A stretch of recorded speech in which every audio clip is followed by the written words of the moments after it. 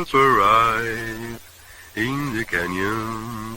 That's where I long to be with my three good companions. Just my rifle, pony and me. Microciné, C'est bonjour ou qui? bon. Mais Oui? oui, je viens d'entendre la chanson de Rio Bravo, mais c'est pas Dean Martin. C'est qui? Ah là, c'est génial, c'est super. Vous êtes un des Oui. rares à avoir dit ça. Oui, c'est pas Dean Martin, c'est Bruno Podalides qui chante. Oui. Je vais vous expliquer. En fait, c'était une émission sur France Inter il y a quelques années de cela, une émission de cinéma qui avait la particularité de questionner la musique de films. Et ils avaient invité, je crois que c'était Laurent Delmas qui avait invité Bruno Podalides, donc le cinéaste. Et à un moment, pour remonter le fleuve de sa cinéphilie, puis à un moment, il lui parle de Rio Bravo. Et là, Bruno Podalides se lance dans la pousse, commence à chanter My Rifle, My Pony and Me. Et je me suis dit, ça peut être très intéressant ce petit moment-là. D'accord, d'accord. Ok, Et comme ok. c'est un de mes films de chevet, Ah Rio bah moi Bravo. aussi, moi aussi, moi aussi. Cela dit, je suis en train d'essayer de faire un travail sur Hawks là, et Ouais, j'ai revu 43 fois Seuls les anges ont des ailes, et ouais. les deux films sont voisins. Hein. Je fais rigoler mes copains parce que je dis Rio Bravo est plus bressonien que les anges ont des ailes, mais c'est deux films cousins, Mais il a frères toujours fait, même. il a toujours fait ça, C'est vrai, c'est vrai, c'est Hawks. vrai. Même la Ouais. Rivière Rouge, on voit déjà un peu on voit déjà un peu ce qui va se passer avec Rio Bravo. Après, il l'a refait avec Eldorado, Rio Lobo. Enfin, voilà, Il il a te toujours. refait, oui, oui, oui. Exactement. Bon, bah déjà, ça plante le décor et c'est très bien ainsi. Je crois que vous avez en face de vous deux cinéphiles, si je peux me permettre, qui, euh, qui vont parler de cinéma. Pourquoi? Parce qu'il y a un livre.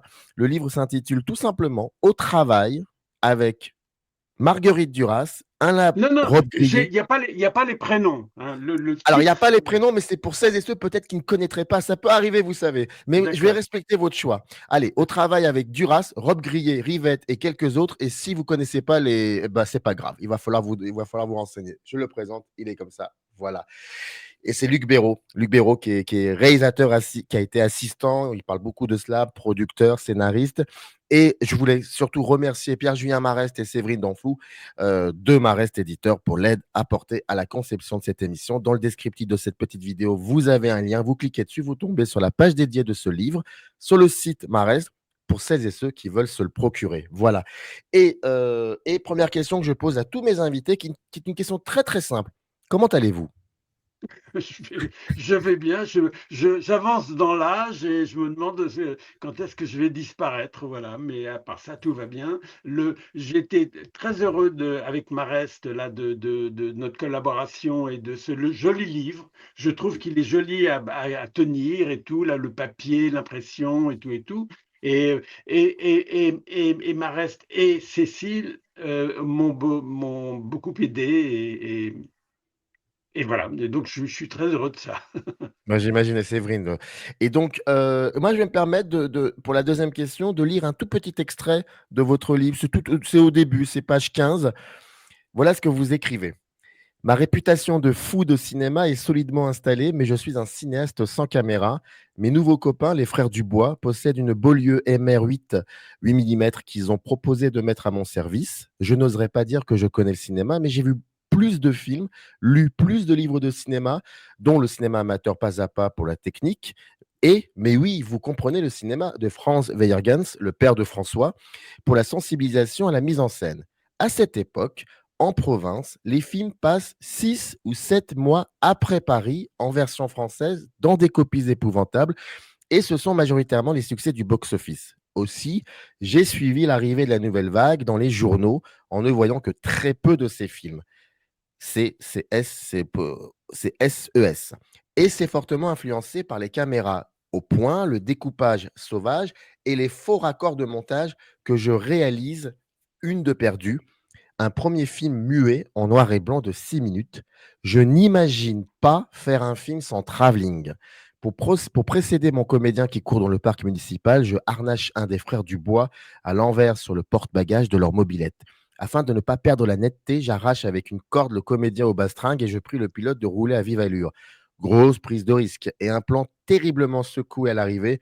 Mais comme le chante Richard Anthony, c'est la nouvelle vague. J'aime beaucoup ce moment-là parce que, alors pour plusieurs raisons, déjà le style, vous racontez une histoire, vous savez raconter une histoire, ça c'est très important.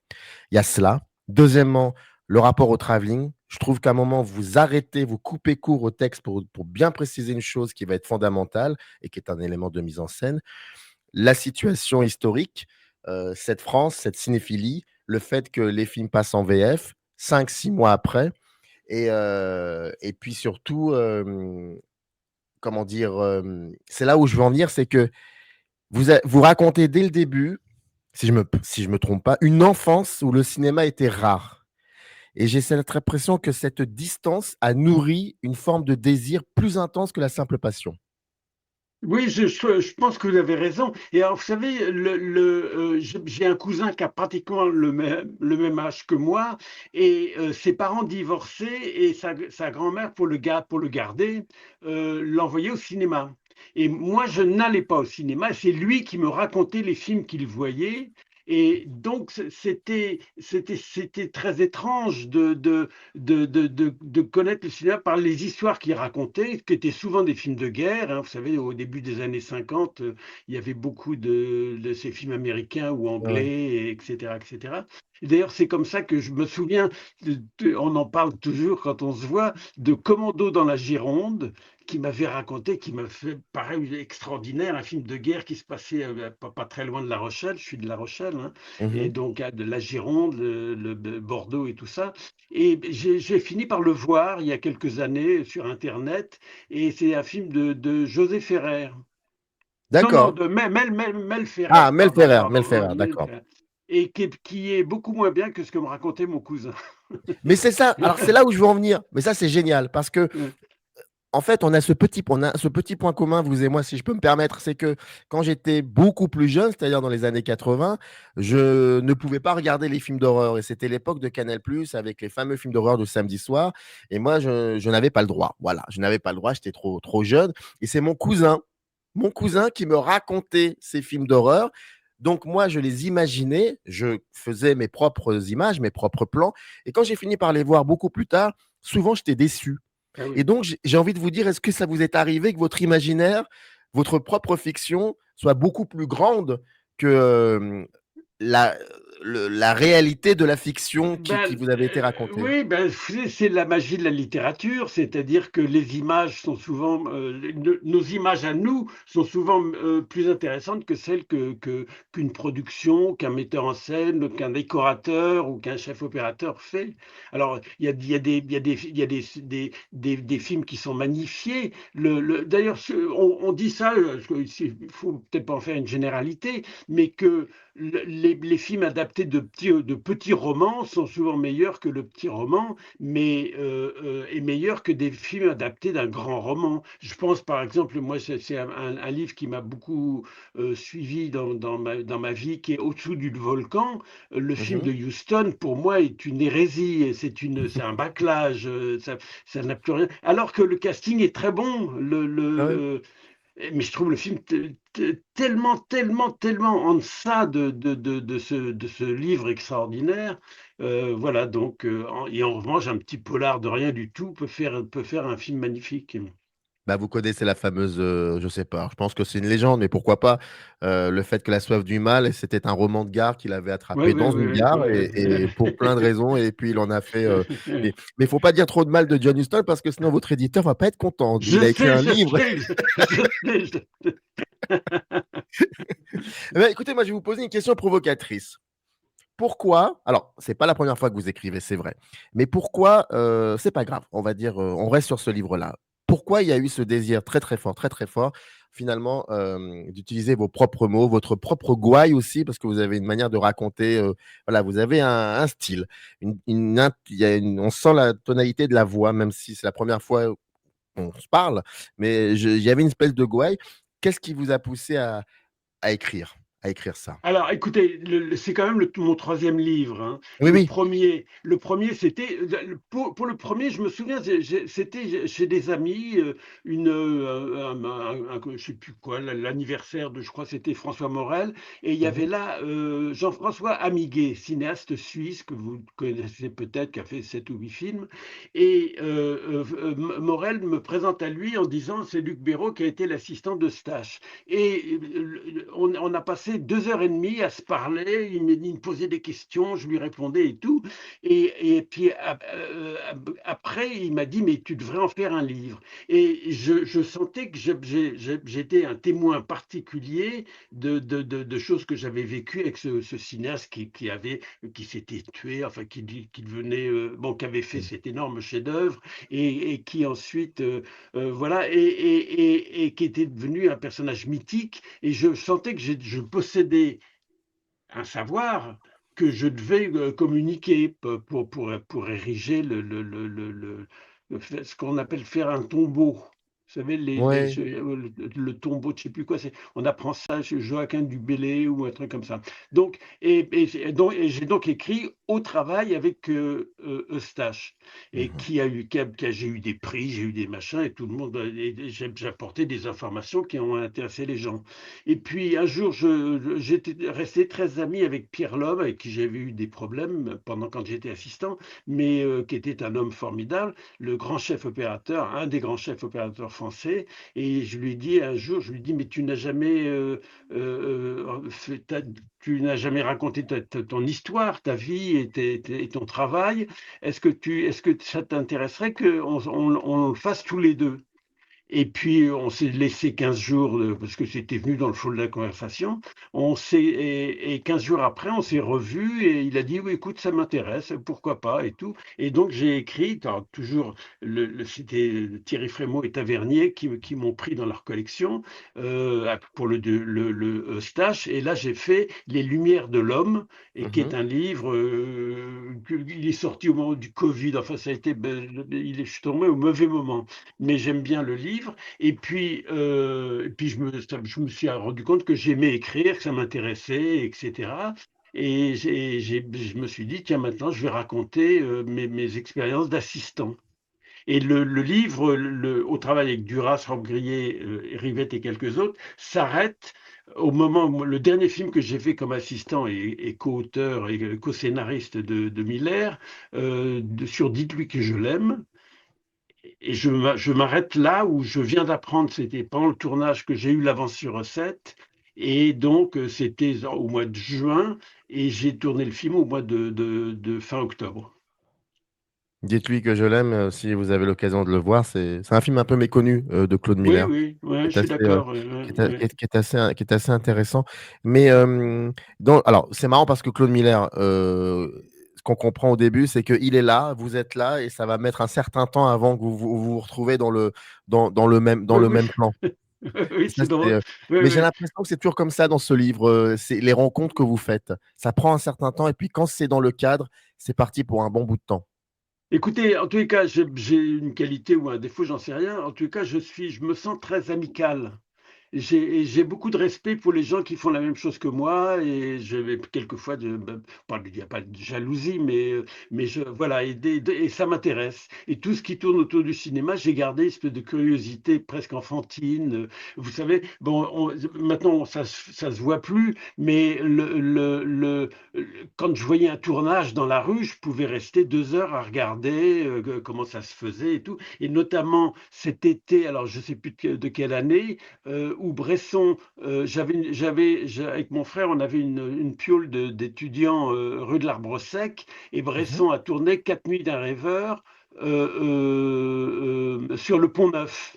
Donc Mmh. tous les soirs, et c'était des tournages de nuit la plupart du temps, et donc tous les soirs, je restais 2 heures à regarder ça, les projecteurs, les petits bouts de travelling sur le Pont Neuf, voilà. Travelling déjà, ouvrons cette parenthèse. Ouvrons cette parenthèse. Pourquoi le travelling? C'est quoi le travelling? Bah, C'est-à-dire, écoutez, est-ce vraiment une app Est-ce une affaire de votre propre morale, si je devrais paraphraser Luc Oui, et Moulet et Godard, Jean-Luc Godard? oui, voilà. Oui, oui. Non, non, mais écoutez, c'est quand même formidable de voir une image qui grossit, Mhm. qui s'approche. C'est de la curiosité, en fait, le travelling. Ouais. Mais il faut pas en abuser, hein. Il y a ouais, non, si vous voulez, alors ça, c'est mon art poétique. J'ai horreur de l'art pour l'art, c'est-à-dire les grands trucs et les mouvements de caméra qui servent à rien. Je sais pas, moi, par exemple, je suis pas du tout bluffé par le cinéma de Scorsese et de moins en moins d'ailleurs. Et le fameux truc dans Les Affranchis où il fait un mouvement de caméra insensé parce que oui, il faut éclairer tout ça. Vous savez, quand il pénètre dans les cuisines de la boîte de nuit et tout ça. Ah, bon, j'adore ce plan séquence, je le trouve Oui, fascinant. et à quoi il vous sert, cher ami? Eh ben, ce plan séquence me sert. Alors, déjà, c'est effectivement, il y a un exercice de style là-dedans, je l'avoue, j'en suis conscient, mais il me sert surtout à être témoin comment je pourrais dire, de l'attachement de cette jeune femme pour ce monsieur. Plus ils avancent, plus ils se prennent par la main et plus la musique épouse ce sentiment-là. Moi, c'est pour ça c'est à ça qu'il me sert. C'est là où je suis témoin elle va faire elle va faire un chemin avec lui, même si elle sait que c'est contraire à toutes ses valeurs. Voilà à quoi il me sert ce fameux plan. Bah, oui, oui, ce que vous me dites m'intéresse effectivement. Moi, dans le film, ouais, je trouve, vous savez, il y a eu des expériences. Il y a eu un film allemand comme ça qui a fait un hold-up en un seul plan. Ah oui, oui, c'est Je sais plus comment oui, ça oui, s'appelait. Eh oui. ben, alors on se dit la prouesse, mais je trouve, voilà, et moi je pense que le cinéma et les Jeux Olympiques, c'est pas la même chose. Et donc cette performance, j'en ai rien à foutre. Alors quelquefois Oui, oui. aussi un plan séquence, bon, chez Ophuls, c'est magnifique, mais Ah bah oui. quelquefois, alors il y a un film, je crois, qui s'appelle un film anglais. Oublie-moi, je suis pas sûr du titre, et où il y a un plan séquence extraordinaire sur l'histoire de Dunkerque pendant la guerre. Vous savez, la poche de Dunkerque est évacuée et tout. Et j'ai lu quelque part ou vu là, dans un bonus. Je suis un grand admirateur Ouais, de bonus. le bonus. Quelquefois, je regarde le bonus et puis que je ne regarde pas le film. Mais Le bonus, c'est et, plus important. Et donc, le type, le metteur en scène anglais raconte ils ont fait le plan 3 jours de suite parce que c'est inouï, les explosions, les chevaux qui meurent, les bateaux qui s'en vont, etc. Vous voyez pas quel est ce film? On est bien d'accord qu'on parle pas du film de Christopher Nolan. On sait pas celui-là. On parle pas de Dunkerque de Christopher Nolan. Ah non, non, non, non, non, c'est un film On- antérieur, hein. Oui, oui. Alors là, eh C'est ben, une écoutez, histoire assez romantique et tout ça. Bon, enfin bon, alors peu importe. Alors autant le film allemand, je vois, oui, ouais, mais là, si celui-là, vous voulez, ce plan-là, qui doit durer un magasin, c'est une dizaine de minutes, ouais, ouais, avec des explosions et tout ça, la durée du plan participe à l'angoisse ou enfin la peur de la mort et la peur des trucs et tout ça.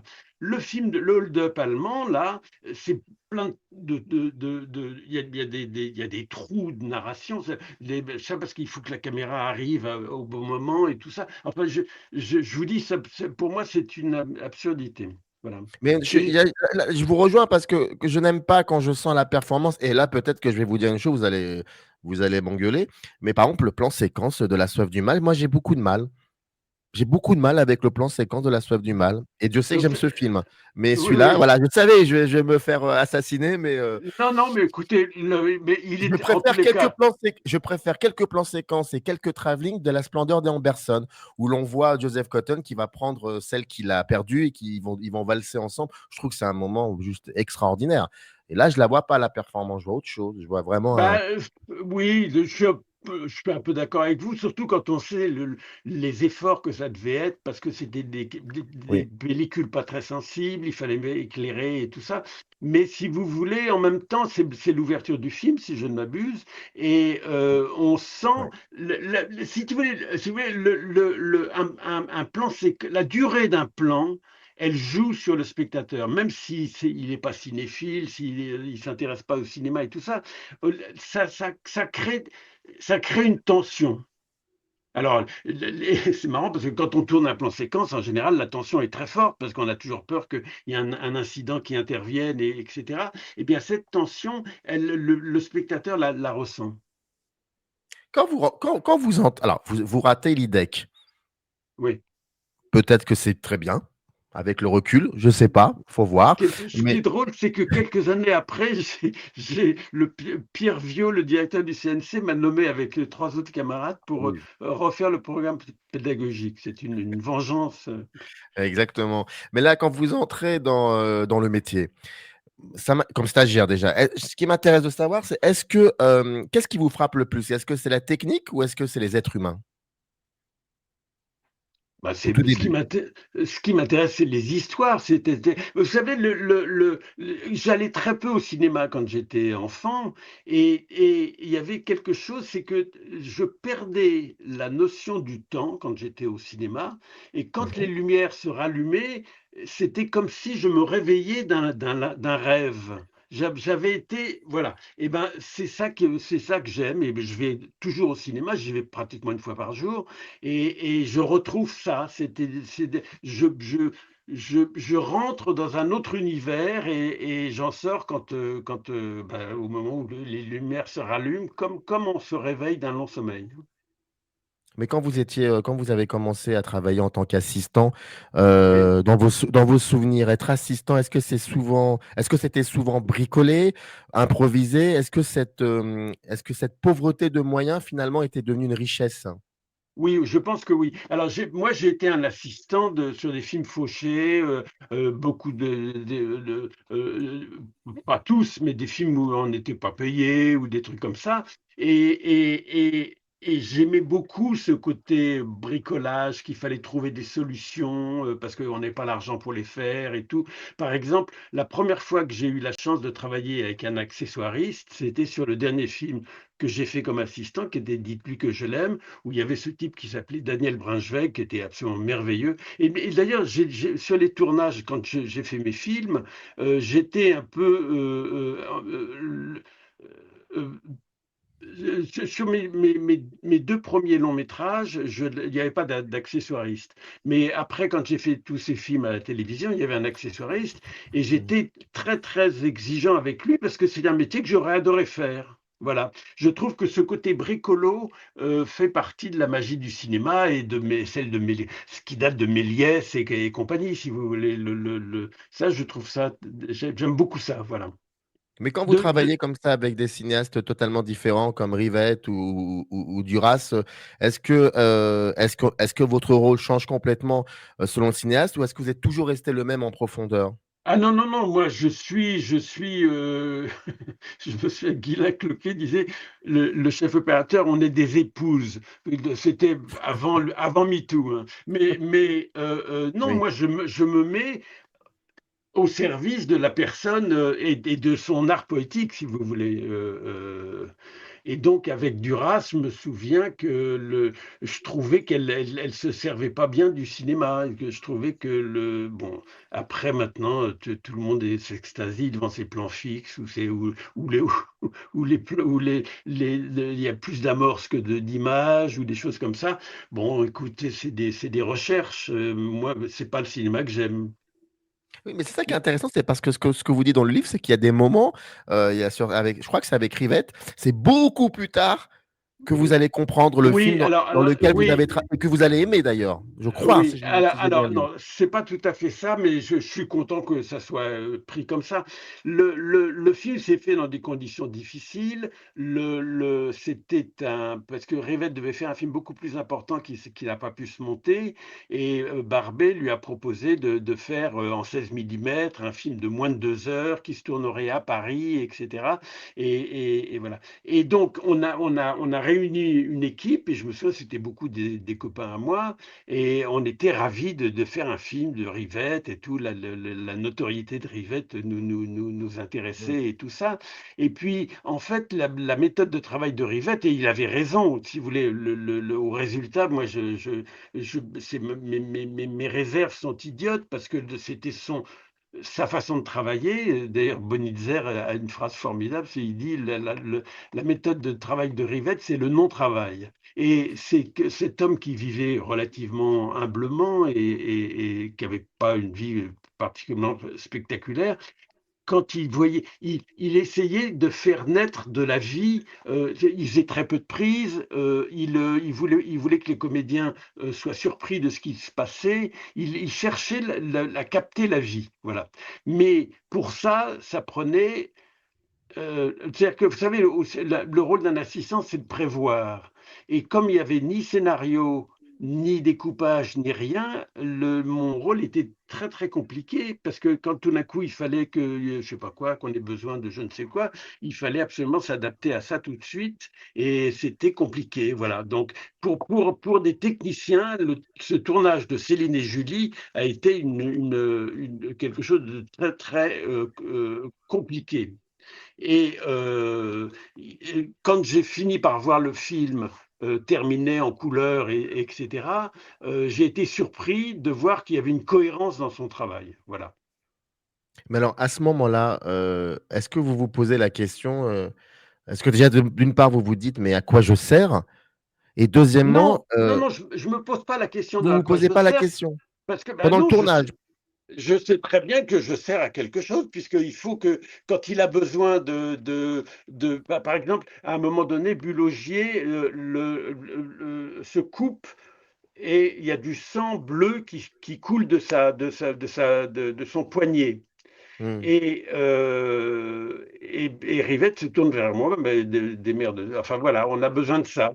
Alors, ça avait été prévu puisque j'ai été acheté dans un truc dans le 5e arrondissement de produits médicaux, et puis j'ai bidouillé un petit machin, et puis j'ai fait de la peinture bleue. Voilà. Mais ça, c'était utile à faire. Mais si vous voulez, si on avait été dans une production ah ben, un principe de mise en scène différent, un metteur en scène de méthodes de travail différentes, c'est des choses qu'on aurait prévues longtemps avant et que ça ne se serait pas fait dans la panique, si vous voulez. Est-ce que parfois l'assistant peut être le seul sur le tournage à mesurer les risques? Beaucoup plus que le cinéaste ou la cinéaste? Oui, ah oui, oui, oui, je pense que oui, je pense que oui. D'ailleurs, je pense que le métier du réalisateur n'a pas à prendre en compte ces trucs-là. Il a une équipe pour faire ça. Le metteur en scène, et d'ailleurs, même avec Rivette, où on était tous un peu fatigués, excédés par ces méthodes de travail, qui faisaient que tous les matins, on attendait 2 heures ou 3 heures qu'il ait fini de discuter avec les actrices, de savoir ce qu'on allait tourner aujourd'hui, et que le soir, il fallait continuer. Enfin voilà. Mais je pense que le metteur en scène a le droit de demander ce qu'il veut et au moment où il le veut. Alors, ça pose souvent des problèmes économiques, hein. Sur un Mmh. film fauché, si tout d'un coup il demande des choses extravagantes, on essaye de les lui donner et tout. Mais le métier de l'assistant, c'est de décharger le réalisateur de toutes les contingences techniques et de protéger le metteur en scène contre ça. C'est-à-dire que tout ce dont il a besoin, on doit le lui donner. Et il se trouve qu'avec Rivette, il y a un moment donné, parce que j'étais premier assistant, j'étais directeur de production, j'étais producteur délégué, enfin je faisais pas accessoiriste et tout ça. Et il y a eu un moment où je me suis dit, l'équipe va lâcher. Parce qu'il n'avait aucune considération pour nous. Enfin voilà, il cherchait son film et c'était à nous de nous débrouiller pour l'aider à le faire. Voilà. Et Mmh. il y a un moment donné, je me suis dit, il faut que je protège l'équipe contre le metteur en scène. En général, mon métier jusqu'à présent, en général, ce que j'ai fait, c'est je protège mon metteur en scène contre l'équipe, c'est-à-dire que les mecs qui veulent pas faire de supplémentaire ou ceci ou cela, et je négocie de façon à ce que mon metteur en scène fasse ce qu'il a envie de faire. Et il y a là, pendant Céline et Julie, je me suis dit, l'équipe va craquer, parce que quand on arrive à 9 heures et que on commence à tourner vers 11h30, on se dit, mais il se fout de nous, qu'est-ce qu'on est là à attendre? Alors on change les horaires, on dit on va tourner à midi, 7h30, et puis quand on fait midi, 7h30, ben, on ne tourne pas avant 15h, parce que de toute façon, il y a ce temps de préparation, et voilà. Hein, quelque chose de ce genre-là, aujourd'hui, ça risque d'être très compliqué à faire, cette configuration-là de tournage. Oui, c'est-à-dire que non, c'est pas tellement la configuration qui a changé, c'est que on peut plus faire ces choses-là. C'est-à-dire Mmh. que le cinéma a retrouvé ce que la nouvelle vague avait effacé, c'est-à-dire le professionnalisme, les risques financiers qui sont étudiés. Enfin, voilà, ça coûte tellement cher que ça. Et d'ailleurs, on ne voit, enfin si, ça existe encore. D'ailleurs, moi, j'ai même fait un long métrage avec un téléphone. Mais il y a de moins en moins de Maman et la putain, de Céline et Julie, les films de Duras et tout ça, ça n'existe plus. Alors les films de Duras, vous aviez évoqué son rapport au cinéma. Est-ce qu'elle se méfiait de l'image finalement, Duras? Bah, elle se méfiait de tout sauf de son texte. Non, mais c'est vrai. Écoutez, j'ai retrouvé là, c'est con parce que j'ai lu ça après que la sortie du bouquin. Duras dit que le jeu enlève au texte. Ça veut dire que même, bah, c'est même les comédiens qui l'emmerdent. C'est inouï. Mais c'est ça, mais c'est ça, enfin, c'est passionnant parce Bon, que mais alors, attendez, alors, je ceci vous en prie. étant, je suis resté ami pendant très, très longtemps avec elle, parce qu'une fois que parce que j'ai quitté Marguerite pour des raisons un petit peu, pour deux raisons. D'abord, Eustache me proposait de faire La Maman et la putain, et l'autre, c'est que Marguerite était entourée de laudateurs, d'admirateurs et des trucs comme ça. Et je trouve que quand on travaille, on n'a pas besoin de. Je trouvais ça même humiliant qu'elle aime qu'on la félicite, qu'on l'admire et tout ça. Et moi, je lui disais, Marguerite, je suis là pour t'aider pour les films.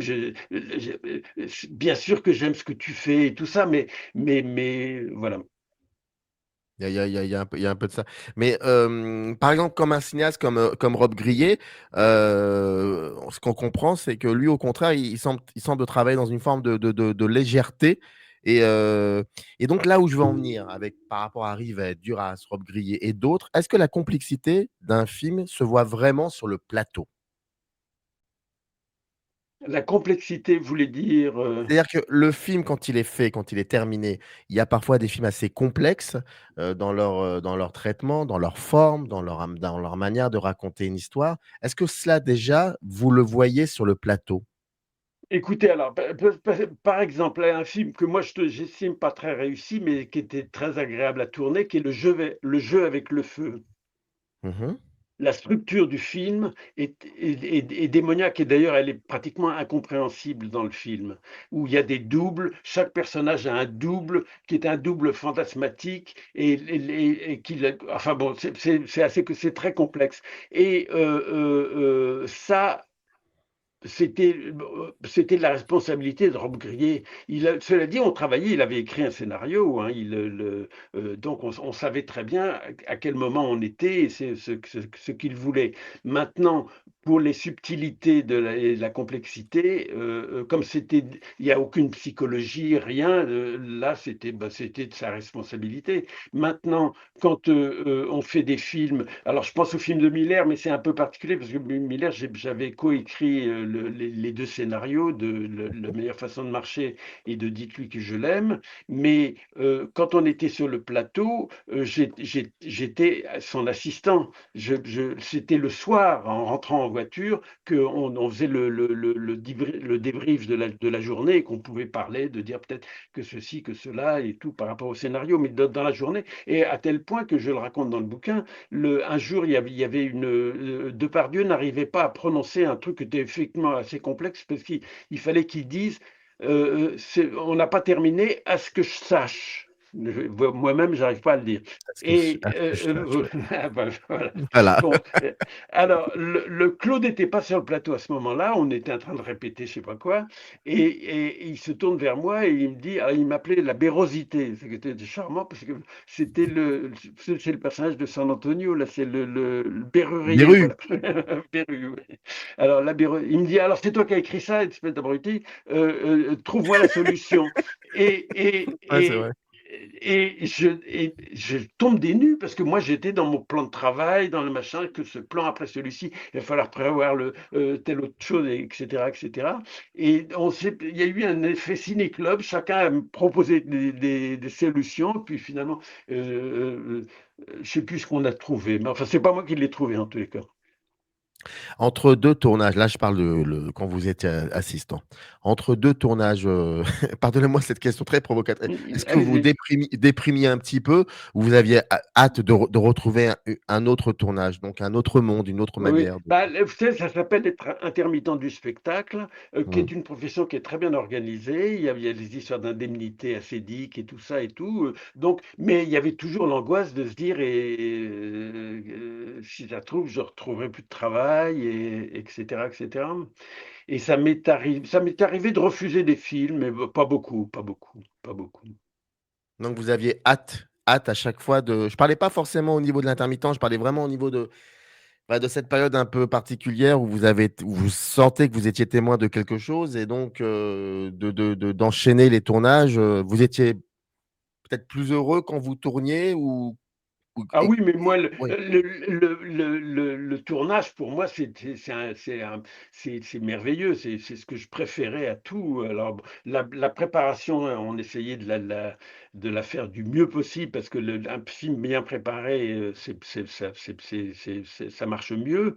Mais, parce qu'il y a forcément du désordre qui s'installe. Et donc, il faut anticiper le désordre, voilà. Les solutions au désordre. Et Oui, pardon, excusez-moi, je vous en prie. non, non,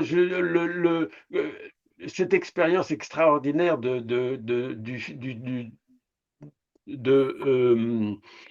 Mes petites amoureuses de Jean Eustache, qui était un film qui devait se faire avant La Maman et la Putain. On essayait de le faire pour le plan de travail le plus serré possible parce qu'on savait qu'on n'aurait pas d'argent et tout ça. Est arrivé La Maman et la Putain, donc on a repoussé le tournage de Mes petites amoureuses et comme La Maman et la Putain a fait une notoriété énorme qui d'ailleurs a en partie écrasé,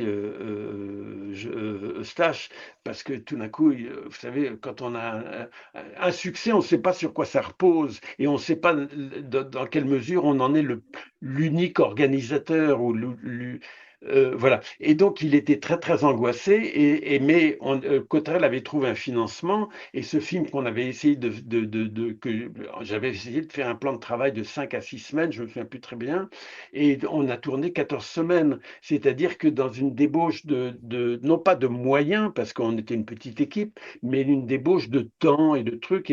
Et Eustache était très, très angoissé. Il y a des journées, il venait pas au tournage, il y avait des choses comme ça, si vous voulez. C'était très compliqué de gérer tous ces paramètres, si vous voulez. Les pages consacrées à Eustache sont, très émouvantes. Vous avez une manière comme ça de raconter son histoire qui est, enfin que je trouve assez belle, pour le coup. Bah, c'est-à-dire qu'on avait, je dis on parce qu'on était peu nombreux autour de lui, hein, même c'était chaque fois des petites équipes, mais d'abord, ce qu'il racontait était tout. Le scénario de Mes petites amoureuses était admirable. C'est un texte littéraire magnifique, et on voyait qu'il se battait avec ses démons, et on avait beaucoup d'affection pour lui en fait. On se voyait d'ailleurs en dehors des tournages, hein, et on avait de l'affection pour lui. On sentait que cet homme modeste, hein, il venait d'un milieu très modeste et tout ça, Mmh. mais il était très cultivé, il lisait beaucoup. Voilà, on aimait cet homme. Je rappelle, hein, Au travail avec Duras, Rob Grillet, Rivette et quelques autres. C'est édité chez Marest Éditeur. C'est de Luc Béraud. Encore 2 petites questions. J'avais pas prévu de la poser, mais pourquoi pas? Beaucoup de films beaucoup de films questionnent le cinéma dans le cinéma, c'est-à-dire montrent des tournages. un des plus connus en France, La Nuit américaine, par exemple. Puis il y en a quelques-uns récemment, je crois qu'il y avait Making of Ah oui, oui, de Cédric formidable Kahn. making-of. Oui, Et bah, c'est là où je formidable. voulais en venir. Bah, c'est là où je voulais en Ouais. venir. Est-ce que vous, qui avez connu dans un premier temps en tant qu'assistant bah, toutes ces expériences de tournage, est-ce que le cinéma arrive, quand il s'intéresse au cinéma, est-ce qu'il arrive à retranscrire, à reproduire avec véracité ce qui se passe sur un tournage? Alors, c'est marrant que vous parliez de ça parce que bon, il y a plusieurs, vous n'avez pas cité les deux Minelli qui sont des films vachement bien. Parce que je parlais des films français. Oui, Je parlais oui. des films Alors, français, si c'est vous pour voulez, ça. alors regardez, moi je trouve que le film de Cédric Kahn est plus intéressant que La Nuit américaine parce Mhm. que dans La Nuit américaine, volontairement, Truffaut, quand il parle de ce film qui s'appelle Je vous présente Pamela, a voulu faire un truc complètement tartignole pour qu'on ne Mhm. s'intéresse pas à ce film et qu'on s'intéresse à la façon de le faire. Et quand Cannes a fait son making-of, là, il se trouve que le contexte dans lequel se passe le tournage du film, c'est-à-dire intervient sur le film lui-même. Cette histoire de grève des ouvriers dans l'usine où ils tournent et tout ça. Et donc, ça se resserre, ça se tient mieux. Voilà. C'est ce que j'ai aimé dans le film de Cannes. Donc très souvent, et là pour le coup, si on sort un peu du cinéma français, très souvent le cinéma arrive à majoritairement à montrer la réalité de ce qui se passe sur un tournage. Oui, oui et non. Et les deux Minelli, là, 15 jours ailleurs et Les Ensorcelés, on est dans le mythe. Et Ouais. finalement, c'est des films formidables parce que on voit. Et alors, en plus, c'est les mystères du cinéma américain, hein. C'est-à-dire que le cinéma américain est une énorme usine dans laquelle le réalisateur n'est pas systématiquement le personnage le plus important et tout. Et donc, on voit bien dans Les Ensorcelés que Kirk Douglas. Non, non, c'est pas Kirk Douglas. Non, c'est le metteur en scène a un rôle tout à fait secondaire.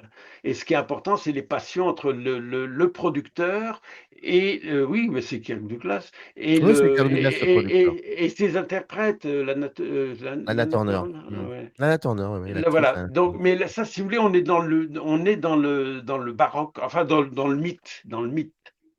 Le film de Truffaut, c'était plutôt plus documentaire et tout. Oui, encore.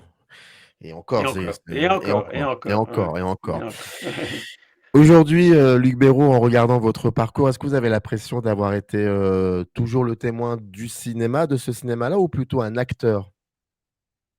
Qu'est-ce que vous voulez? Je comprends pas. Moi, je suis très fier d'avoir réussi, le petit bourgeois de La Rochelle, d'avoir rencontré Godard,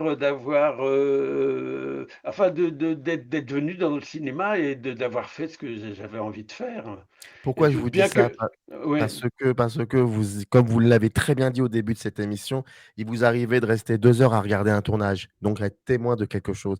Et c'est pour ça que je me permets cette petite question un tout petit peu provocatrice. Est-ce que vous avez été vraiment témoin ou alors acteur? Donc acteur, c'est-à-dire vous étiez dedans, quoi, dans Oui, l'intériorité. j'étais dedans, mais j'ai toujours gardé C'est pour ça.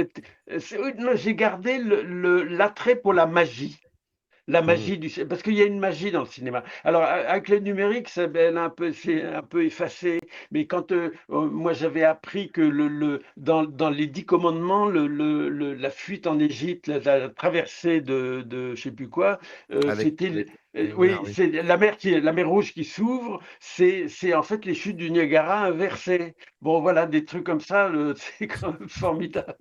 Non, vous trouvez pas? Ah bah bien, bah écoutez, moi je vous prêchez un converti, comme on dit. Bon, moi j'aime, il y aurait encore pas mal de choses à dire. On a dit 0,01% de ce qu'il y a dans le livre, donc je vous invite à vous le procurer. Il y a un lien dans le descriptif, cliquez sur ce lien et vous pouvez procurer ce livre. Au travail avec Duras, Rob Grillet, Rivette et quelques autres, c'était Luc Béraud qui a pris. Et Je je vous en voudrais prie. juste préciser que vous disiez que ce que je racontais sur Eustache était intéressant. Là, dans la mesure où j'avais fait tout un livre sur Eustache, je fais juste, il y a une page et demie, je crois, sur Eustache, dans celui-ci, dans le. Non, je parlais de l'autre, hein, c'est ça. Oui, Donc oui. voilà, Ouais. c'était quelque chose qui m'avait voilà, je m'en étais rappelé. Merci en tout cas à vous, Luc, d'avoir nous avoir consacré un peu de votre temps. Non, Et mais puis, à très vite, comme on dit. alors oui, je ne sais pas s'il y aura. J'ai un petit projet dans la tête, on verra. Ah bah Voilà. là, on attend la suite, hein. Là, Oui, maintenant, c'est non, la bah suite, non, hein. non, non, parce que je vais pas raconter mes tournages à moi. Mais quoique, je suis en train de réfléchir à quelque chose, voilà. Bon, je mets 3 points de suspension Et je alors. pense beaucoup à Hawks. Ah! Eh ben allez, on termine sur Hawks, avec Hawks. C'est parti. À toi, Bruno, chante. Générique. Générique. Upper eyes in the canyon, that's where I long to be, with my three good companions, just my rifle, pony and me.